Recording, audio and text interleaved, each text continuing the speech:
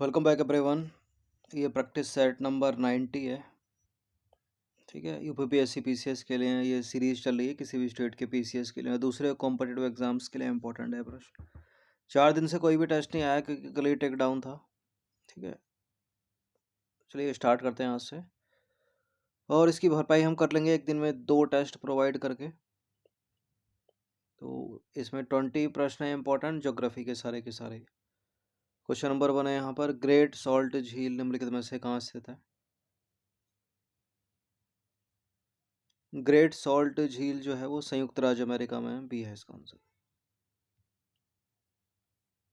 Great salt झील संयुक्त राज्य अमेरिका के उटाह राज्य में अवस्थित है और इस झील से कोई भी नदी नहीं निकलती है। ठीक है, लगभग 80,000 टन नमक ग्रेट सॉल्ट झील से तैयार किया जाता है। जॉर्डन, बीवर और बियर नदियां इसमें गिरती हैं आकर।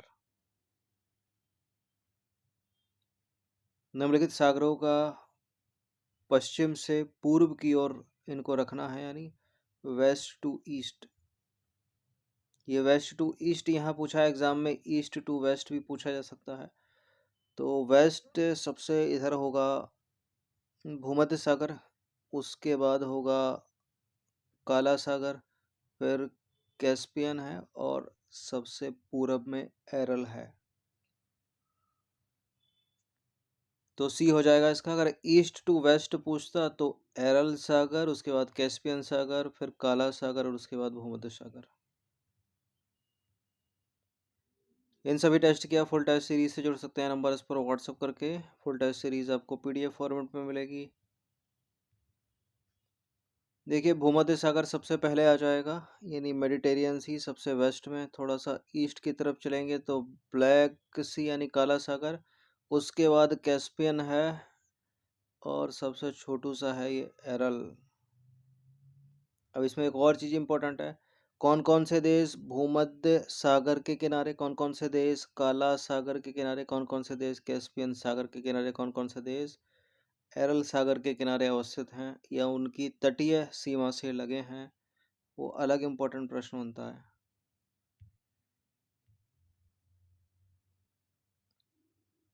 निम्नलिखित कथनों पर विचार करेंगे। कैस्पियन सागर 4 देशों से घिरा है। वोल्गा नदी कैस्पियन सागर में गिरती है। वोल्गा नदी कैस्पियन सागर में गिरती है, करेक्ट है। और जो कैस्पियन सागर है वो 4 नहीं बल्कि 5 देशों से घिरा हुआ है।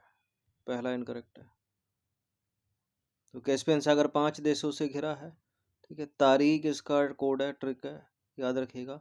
T for Turkmenistan, A for Azerbaijan, R for रूस, I for Iran, K for Kazakhstan.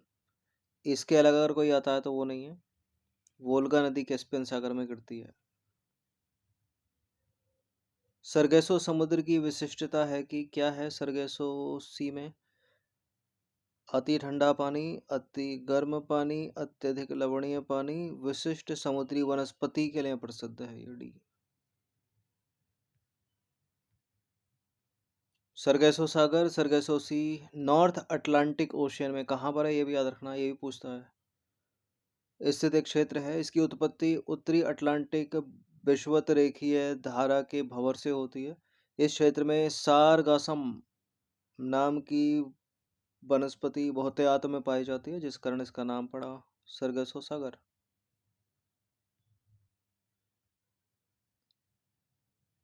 नीली नील नदी निम्नलिखित में से किस झील से निकलती है? देखिए, जो मुख्य नील नदी है वो 2 धाराओं का संगम है, व्हाइट नील और ब्लू नील। ठीक है, व्हाइट और ब्लू नील। ये व्हाइट नील और ब्लू नील आगे चलकर एक जगह मिल जाती हैं, जो जगह है खार्तूम। वहां से ये मुख्य नील नदी के रूप में आगे की तरफ प्रवाहित होती हैं और भूमध्य सागर में गिर जाती हैं। तो जो वाइट नील है वो विक्टोरिया झील से निकलती है, और सॉरी, जो ब्लू नील है वो जो ब्लू नील है वो ताना झील से निकलती है, और जो वाइट नील है वो विक्टोरिया से निकलती है। तो यहाँ बी है इसका, नीली नील नदी ताना झील से निकलती है। नीली नील जो है वो ताना झील से प्रवाहित होती है। अफ्रीका महाद्वीप के पूर्वी भाग में प्रवाहित होने वाली विश्व की सबसे लंबी नदी नील जो है एक अंतर्राष्ट्रीय नदी है। भूमध्य सागर में समाहित होने से पूर्व इस नदी बेसिन के जल का उपयोग 11 देशों के द्वारा किया जाता है। देखिए, इस नदी का जो उद्गम होता है वो सफ़ेद नील यानी व्हाइट नील के रूप में मध्य पूर्व अफ्रीका में स्थित महान झील विक्टोरिया से होता है। इसकी मुख्य सहायक नदियों में नीली नील नदी सर्वाधिक महत्वपूर्ण नदी है जो इथोपिया की ताना झील से निकलती है। ठीक है, ये यहाँ इम्पोर्टेंट है। सफ़ेद नील यानी व्हाइट नील और ब्लू नील यानी नीली नील नदियाँ सूडान की राजधानी खार्तूम में एक साथ मिलती हैं। याद रखना, है प्रश्न बनता है इससे। और इस ऐतिहासिक और भौगोलिक संगम बिंदु पर दोनों नदियां मिलकर जो मेन ब्लू नाइल है यानी मुख्य नील नदियां उसका निर्माण करती हैं। उत्तर की ओर बहते हुए मिस्र के रास्ते कहाँ गिरती हैं? मेडिटेरियन सी में, भूमध्य सागर में। स्टार्टिंग में कैस्पियन तो नहीं बोल दिया, भूमध्य सागर में गिरती हैं। नंबर 6 पर आ जाइए। निम्नलिखित में से कौन सा नगर सुपीरियर झील पर स्थित है? सुपीरियर झील पर स्थित है डुलुथ शहर। शिकागो, डेट्रॉइट, न्यूयॉर्क नहीं है। देखिए, डुलुथ जो है वो सुपीरियर झील के किनारे स्थित है। जो शिकागो है वो संयुक्त राज्य अमेरिका की मिशिगन झील पर है। बफेलो शहर इरी झील पर है। ये अमेरिका की, संयुक्त राज्य अमेरिका की, इनको ग्रेट लेक्स बोलते हैं, महान झीलें बोलते हैं। किन किन को? मिशिगन, सुपीरियर, इरी और एक और बच गई ओंटारियो। इनका भी पूरब से पश्चिम और पश्चिम से पूर्व का क्रम पूछ लेते हैं। निम्नलिखित में से कौन सा देश भूमध्य रेखीय जलवायु यानी इक्वेटोरियल जो क्लाइमेट है यानी 0 डिग्री जो है उसके अंतर्गत नहीं आता है? ठीक है, देखिए यह अपनी सुंदर सी पृथ्वी बीच से एक रेखा खींचो। काल्पनिक रेखा है, अक्षांश रेखा बोलते हैं 0 डिग्री। 0 डिग्री अक्षांश रेखा या भूमध्य रेखा है इंग्लिश में इक्वेटर लाइन। ऊपर का उत्तरी गोलार्ध, नीचे का दक्षिणी गोलार्ध। अब जौन जौन से देश यहाँ अवस्थित हैं उन सभी में भूमध्य रेखीय जलवायु के अंतर्गत आएंगे वो। ठीक है, तो कांगो आता है भूमध्य रेखीय जलवायु के अंतर्गत अफ्रीका का। गैबन आता है अफ्रीका का। जेरे आता है अफ्रीका का। इथोपिया नहीं आता है। इसकी जगह इंडोनेशिया होता था, वो था आंसर।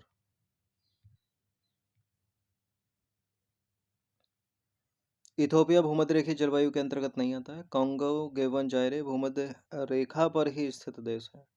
भूमध्य रेखा यानी इक्वेटर लगभग 13 प्रमुख देशों से होकर गुजरती है जहां गर्म और आर्द्र जलवायु पाई जाती है यानी हॉट एंड ह्यूमिड। अब ये जो इसके अंतर्गत जितने भी देश हैं वो कौन कौन से 3 महाद्वीपों में है कम से कम। ठीक है, दक्षिण अमेरिका में इक्वाडोर है, कोलंबिया है और ब्राज़ील है। और अफ्रीका में देखें तो गैबन है, कांगो है, युगांडा है, केन्या है, सोमालिया है। और एशिया प्रशांत में देखें तो इंडोनेशिया है, मालदीव है और किरिबती है। इन क्षेत्रों में साल भर उच्च तापमान और हैवी रेनफॉल होता है। क्वेश्चन नंबर 8, निम्नलिखित में से किस एक नगर में भूमध्य सागरीय जलवायु नहीं पाई जाती? भूमध्य सागरीय जलवायु पाई जाती है लॉस एंजल्स में, रोम में और केप टाउन में। न्यूयॉर्क में नहीं पाई जाती। न्यूयॉर्क में तो आर्द्र उपोष्ण कटिबंधीय जलवायु है। भूमध्य सागरीय जलवायु का जो विस्तार है वो 30 डिग्री से 40 डिग्री अक्षांश के मध्य भूमध्य सागर के चारों ओर महाद्वीपों के पश्चिमी भाग में पाया जाता है। संयुक्त राज्य अमेरिका के पूर्वी तट पर स्थित जो न्यूयॉर्क शहर है भूमध्य सागरीय जलवायु के अंतर्गत नहीं आता है क्योंकि न्यूयॉर्क शहर मुख्य रूप से आर्द्र उपोष्ण कटिबंधीय जलवायु के अंतर्गत आता है यानी ह्यूमिड सब ट्रॉपिकल क्लाइमेट। CFA कोपेन ने इसको वर्गीकृत किया है। यहाँ की जो गर्मियाँ हैं बहुत गर्म, उमस भरी और बारिश वाली होती हैं, जबकि सर्दियाँ ठंडी और बर्फीली होती हैं, लेकिन तटीय स्थिति के कारण सर्दियाँ अंतर्देशीय क्षेत्रों की तुलना में थोड़ी मध्यम रहती हैं। क्वेश्चन नंबर 9 पर आ जाइए। निम्नलिखित में से कौन सा एक सही सुमेलित नहीं है? यह है जनजाति यानी ट्राइब, यह है संबंधित देश यानी रिलेटेड कंट्री। फुलानी जनजाति पश्चिमी अफ्रीका में, बंटू जनजाति के सामने सहारा लिखा है, मसाई के सामने पूर्वी अफ्रीका और नूबा के सामने सूडान। मसाई केन्या में पाई जाती है यानी पूर्वी अफ्रीका में, ठीक है। फुलानी जनजाति पश्चिमी अफ्रीका में पाई जाती है। नूबा जनजाति सूडान में पाई जाती है, ये भी ठीक है। यह है अफ्रीका। अब जो सहारा कॉन्टिनेंट है वो ये नॉर्दर्न पार्ट में है, इसके उत्तरी पार्ट में। यहाँ बहुत सारे देश हैं, इसमें पूरे में फैला है सहारा। और ये जो बंटू जनजाति है वो या तो पूरब में पाई जाती है, मध्य में पाई जाती है, और कुछ जो है दक्षिण अफ्रीका में पाई जाती है, तो यही गलत है। बंटू जनजातियां अफ्रीका के पूर्व में, मध्य में और दक्षिण अफ्रीका में पाई जाती हैं, तो विकल्प में यही इनकरेक्ट है।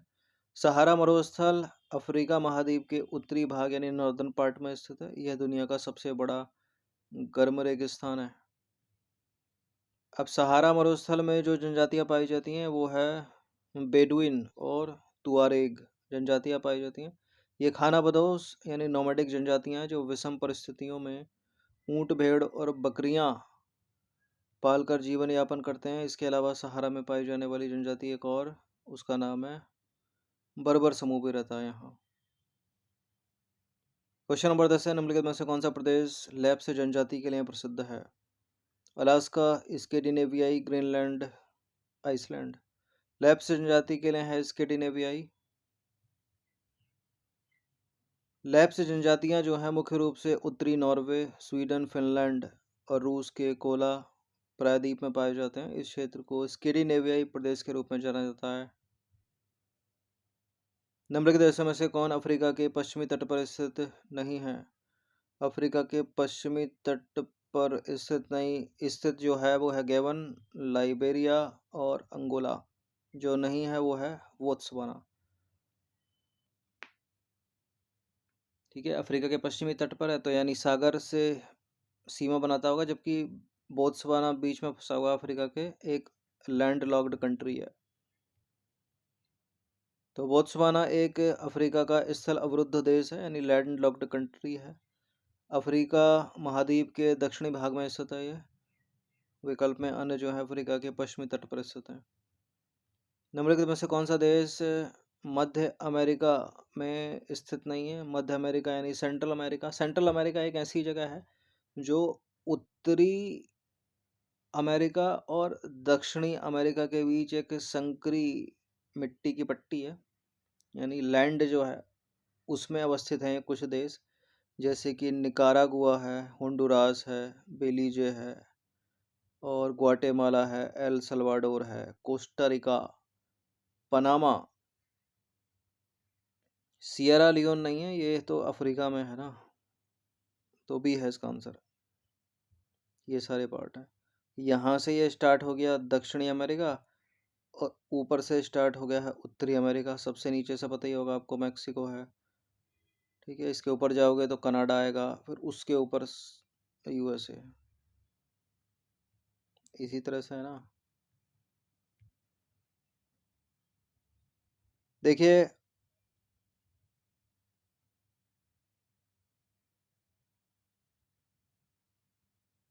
मैक्सिको, कनाडा और ऊपर यूएसए। चलिए, उपरोक्त विकल्पों में जो है सियरा लियोन अफ्रीका महाद्वीप के पश्चिमी भाग में स्थित है, जबकि पनामा, होंडुरास और ग्वाटेमाला मध्य अमेरिका में स्थित है। मध्य अमेरिका यानी सेंट्रल अमेरिका में मुख्य रूप से 7 स्वतंत्र देश हैं जो उत्तरी और दक्षिण अमेरिका के बीच एक संकरे जलडमरू मध्य पर स्थित हैं। कौन कौन से हैं? Belize, Costa Rica, El Salvador और ग्वाटेमाला है, होंडुरास है, निकारागुआ है और पनामा है। ये देश मेक्सिको के दक्षिण में स्थित है और लैटिन अमेरिका का हिस्सा माने जाते हैं। क्वेश्चन नंबर 13 पर आ जाइए। आर्कटिक वृत्त यानी आर्कटिक सर्कल निम्नलिखित में से किन प्रमुख देशों के भूभाग से होकर गुजरता है? Finland, Canada, Norway, Sweden. Finland से भी, नॉर्वे से भी, कनाडा से भी, स्वीडन से भी। सारे के सारे हो गए, डी है इसका आंसर।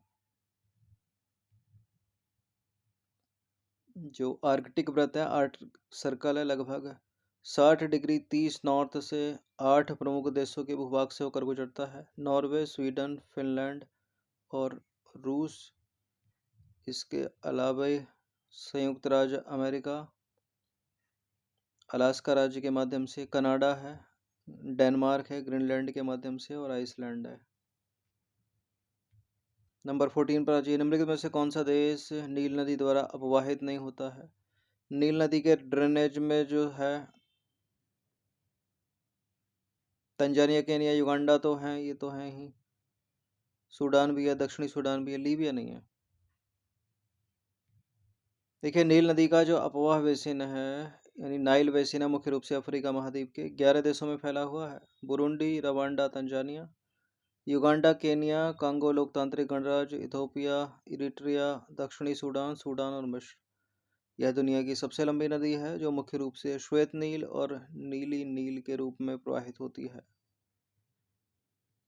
लीबिया जो है नील नदी के अपवाह क्षेत्र के अंतर्गत नहीं आता है। इंपॉर्टेंट क्वेश्चन है, हॉर्मुज जलमरुमध्य यानी स्टेट ऑफ हॉर्मुज किसे जोड़ता है? स्टेट ऑफ हॉर्मुज जोड़ता है फारस की खाड़ी को ओमान की खाड़ी से। ऑप्शन नंबर बी है इसका आंसर। पिछले 50 दिनों से समाचारों की सुर्खियों में है ईरान, इजराइल और यूएस के युद्ध के चलते। स्टेट ऑफ हॉर्मुज, हॉर्मुज जलमरुमध्य, फारस की खाड़ी यानी पर्शियन गल्फ और ओमान की खाड़ी। पर्शियन गल्फ को ओमान की खाड़ी यानी गल्फ ऑफ ओमान और अरब सागर से जोड़ने वाला एक अत्यंत रणनीतिक संकरा समुद्री मार्ग है ये। यह ईरान के दक्षिण और ओमान या अरब प्रायद्वीप के बीच स्थित है। दुनिया का सबसे महत्वपूर्ण तेल परिवहन मार्ग है, जिससे वैश्विक तेल आपूर्ति का 20 से 25% हिस्सा गुजरता है। इन सभी टेस्ट किया फुल टेस्ट सीरीज से जोड़ सकते हैं। ये नंबर है, इस पर व्हाट्सअप करके। एक छोटा सा अमाउंट है, इतना कम इसलिए रखा था कि सभी लोग इजीली अफोर्ड कर सकें इसको। Full test series PDF format में मिलेगी। स्वर्ण रेखा नदी के संदर्भ में 2 स्टेटमेंट है यहाँ पर। यह भारत के उड़ीसा, झारखंड, पश्चिम बंगाल में प्रवाहित होने वाली एक नदी है। भिलाई इस नदी के तट पर स्थित है। भिलाई नहीं, जमशेदपुर इस नदी के तट पर स्थित है। तो इसका जो आंसर हो जाएगा केवल एक हो जाएगा।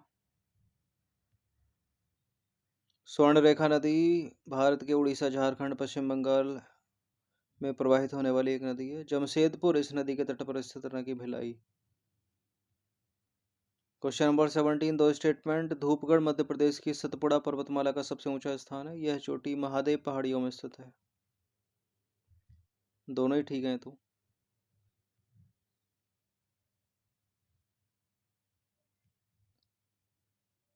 धूपगढ़ महादेव पहाड़ियों में स्थित मध्य प्रदेश की सतपुड़ा पर्वतमाला का सबसे ऊंचा स्थान है। पहाड़ी का जो शिखर है वो सूर्यास्त देखने के लिए एक लोकप्रिय स्थल है, क्षेत्र है। और पंचमढ़ी हिल स्टेशन इसके शिखर के निकट स्थित है। निम्नलिखित में से किसकी उत्पादकता यानी प्रोडक्टिविटी सर्वाधिक होगी? सबसे ज्यादा उत्पादकता होगी, ये तो आसान सा प्रश्न हो गया। घटते बढ़ते क्रम में पूछता तो थोड़ा सा बढ़िया हो जाता। मैंग्रोव फॉरेस्ट, मैंग्रोव वन की उत्पादकता सबसे अधिक है यहाँ पर। सबसे कम है, सबसे कम है महासागर की, ओशियन की, क्योंकि स्टेबल परितंत्र होता है वो। उत्पादकता यानी प्रोडक्टिविटी के क्रम में बढ़ता हुआ क्रम देखें तो सबसे कम महासागर की, उसके बाद झील, उसके बाद घास का मैदान और सर्वाधिक है मैंग्रोव वन की। और घटता हुआ पूछ ले तो सबसे पहले मैंग्रोव फॉरेस्ट, घास के मैदान, झील और महासागर।